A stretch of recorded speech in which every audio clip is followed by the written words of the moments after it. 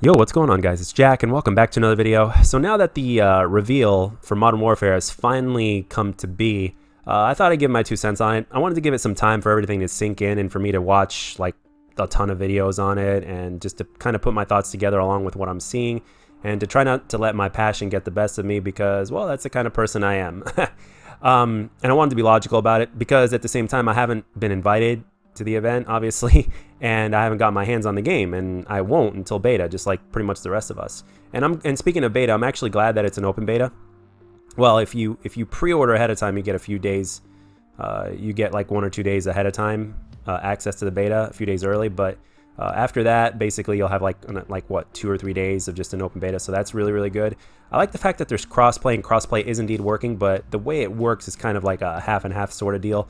In terms of, like, let's say, if you're playing on PlayStation, you'll be playing on people in PlayStation. And the only way there's going to be true crossplay pool is if somebody in somebody's party is playing on a different console. And that's how you're going to get into a crossplay pool. My assumption ahead of time was that everything was going to be one big crossplay pool.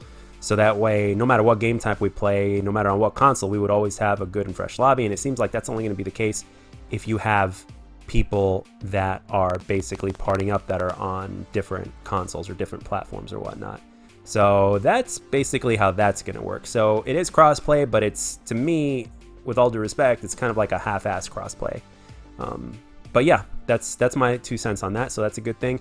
Obviously, let's talk about, I'm just going to get right into it and talk about the big elephant in the room already. And we know what that is, and that is the minimap. So first, I'm going to say that if there are any of you out there that think that good players rely so much on the minimap that they can't do shit without it, first and foremost, you're kind of wrong in terms of that aspect, because there are good players, including myself, that have played hardcore and we do fine at it. We just prefer core and we like the minimap. I mean, we can sound horror, we can do all sorts of things, and we're not chasing after red dots. That's the biggest misconception, is that good players basically are chasing after red dots. It's like, well, if you're truly a good player, one of the things you learn in Call of Duty after time and experience is that it's not always a good idea to chase after people. Like, seriously, like chasing sometimes is one of the worst things you can do. There's only a few times where it's viable to chase after people, whether red dots are on the map or not. So, and the thing is, basically the minimap is used to predict spawns and to see if a teammate has died somewhere, so that way you know so that way you at least know off the get-go how you have options in terms of how you want to approach a certain situation. So the minimap definitely gives you a lot of information. For a noob, the minimap isn't as useful, honestly, either because they don't use it or they stare at it, which you're not supposed to do. You're supposed to glance at it, but some people stare at it more than others. I personally think the only time you should stare at a minimap is if you have a blackbird up, also known as a hater, also known as an orbital VSAT. And even then, you're still looking at the front of your screen, so you still have to balance things out, but to each their own, right? But in terms of the minimap, I don't know. I'm going to see how it plays in terms of, like, they said they're going to have built-in Team Link, which is a perk from Black Ops 4, which is basically going to be to where you can see your teammates through walls. So that will help you out in terms of knowing where your teammates are.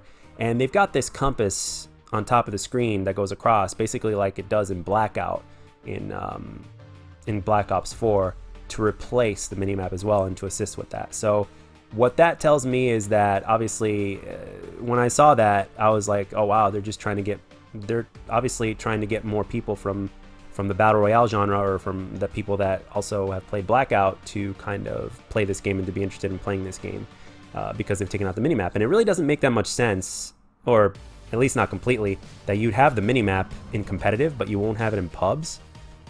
Or how about you just give the player the options, like, hey, if they don't want the minimap, then they don't have to, then they'll go with what you had set up in the first place. And if they do have the minimap, then there's not going to be any built-in Team Link or compass. So it's like have us choose.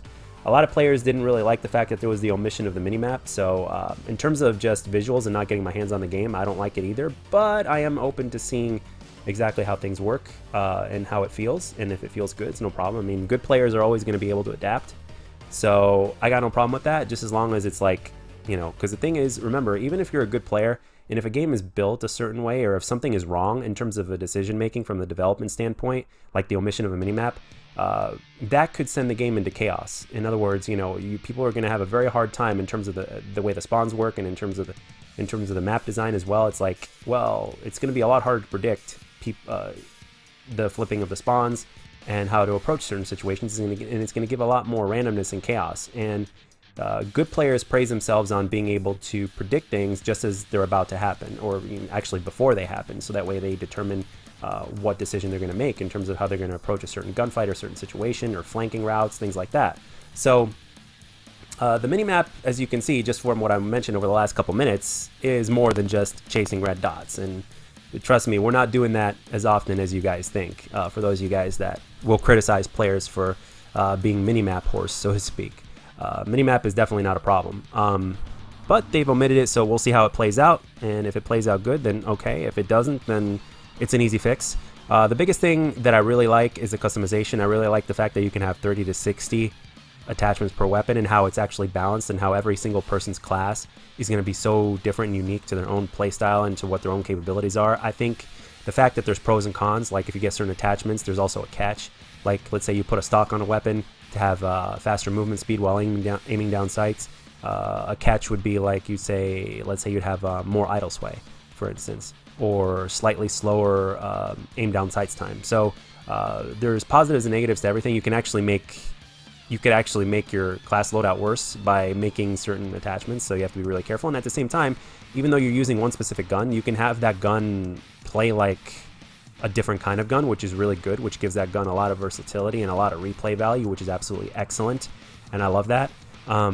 Now there's also like big game modes, like there's a 20v20, there's going to be 50v50 or whatnot, and a lot of some of the videos that I've seen, and I've seen lots of them, trust me, have said that the maps are still way too big for 20v20. The fact that the mini map is gone and it's really harder to predict spawns and stuff like that, and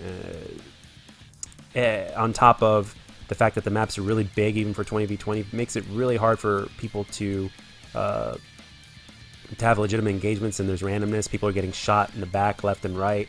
So I mean, if you don't know what you're doing in Call of Duty and you're getting shot in the back a lot, then that's obviously the answer to that problem. It's like, well, you just don't know what you're doing, or you think you know but you don't. And a lot of that comes down to spawn prediction and stuff like that, which is why, again, the minimap is so damn important, as basic of a tool as that is. A good player will take the most basic tools, like the minimap, and master the hell out of it, and will make it seem like the biggest difference in the game.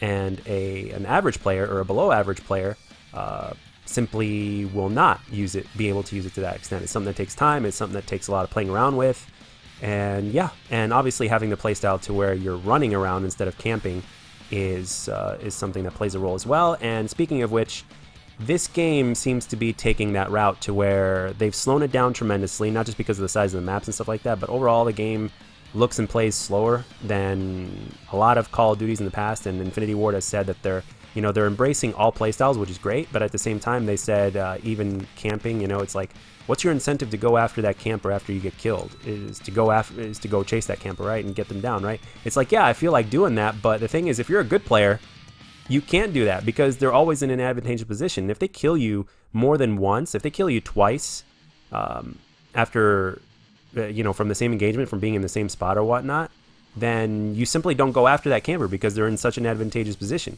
You try to go through everybody else, so that way you don't feed them kill streaks or score streaks. So I don't know how I feel in terms of the game itself. I mean, the kill streak system as opposed to the score streak system is great, but it's only good for free-for-all and TDM. For objective game-based modes, it's not as good, especially also if you're a solo player. If you're a solo player, it's going to be really, really hard as fuck to carry your team in team-based game modes in this game, even team deathmatch. So we'll see how that ends up playing out.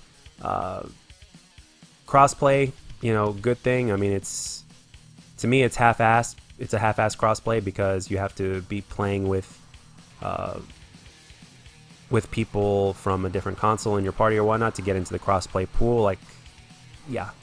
So it's half-assed. I thought it was going to be a crossplay pool just from the get-go. So no matter what, you're always going to have, good solid lobbies no matter what game mode you play. But nope, first you have to party up with people that are from a different platform. So it is what it is. But at least we're getting a certain version of it. I mean, I had a feeling that it was going to be not exactly like we fantasized it would be. But hey, at least it's a step towards the right direction or a better direction. But again, they're trying to encourage team-based gameplay, which is fine. But the thing is, with everything that's been seen and everything, I mean, they're really slowing the pace of the game down. which in my opinion is not good. It actually takes a step away from Call of Duty, and it more becomes like something else, more like Battle Royale or more like Battlefield. With all due respect to those two genres, this is not a diss those two genres or anything like that, but Call of Duty is an arcade, fast-paced Twitch first-person shooter, and you're taking a lot of those things out when you're doing that. Like, you know, there's going to be less Twitch, there's going to be less arcade or none. So, and therefore the pace is going to slow down, and as well as decision-making aspects of the game from the developer standpoint. So this may not be the Call of Duty for me. Only time will tell. Come beta, we will know and we'll get our hands on it. But as of right now, I'm very skeptical. I'm going to try to be optimistic. Hopefully I'm wrong. The map design seems to be a little different. I don't mind if it's a change from 3-lane maps, but I do love 3-lane maps because 3-lane maps, well, they encourage you to move around. And if you want to camp, you have to be strategic at it. So, and even if you rush, you have to be strategic at it. In Black Ops 2, I used to get my ass handed to me before I started becoming good at Call of Duty. So that just goes to show you what a good job Black Ops 2 did with its map design, because you can rush your ass off. Granted, you did it right, but with this game, it doesn't seem to be like that. It's like you can't rush all the time. You have to play a little bit more reserved. And you guys know me, I don't like to play that at all. I mean, sure, I'll stop every so often or I'll slow down, but like I don't know if I'll like it to the extent that they're suggesting that we do for Modern Warfare, or in the way that they want us to play. And that's another thing. It's like, don't force your fan base to play a certain way or to alter the game style. It's like, let them play however they want to play, and if they figure out how to do it correctly, then they can succeed and have fun at it. But, you know, it's partially the game. Like for instance with Ghosts, a lot of people are saying it's not the game, it's the community, and I'm going to say that I agree with both. It's actually the game and the community. The community itself is more campy than it's ever been. Like back during COD 4, things were a lot more fast-paced back in 2007 with the original COD 4. Now, with Modern Warfare Remastered, things are not as fast-paced anymore, and the game itself is pretty much the same, so except it's remastered. So the thing is, it just goes to show you. So with this game, they're kind of taking a step towards that direction, maybe even more so. So yeah, only time will tell how I feel, but these are my first impressions, these are my first thoughts, and I just wanted to get it out there in this video because I was asked even on stream if I'd make a video about it. So there you have it. So let me know down in the comment section what you think. And as always, guys, if you enjoyed this video, let me know. And if you didn't, let me know what I can do to make my videos better. And I'll catch you guys on the next one.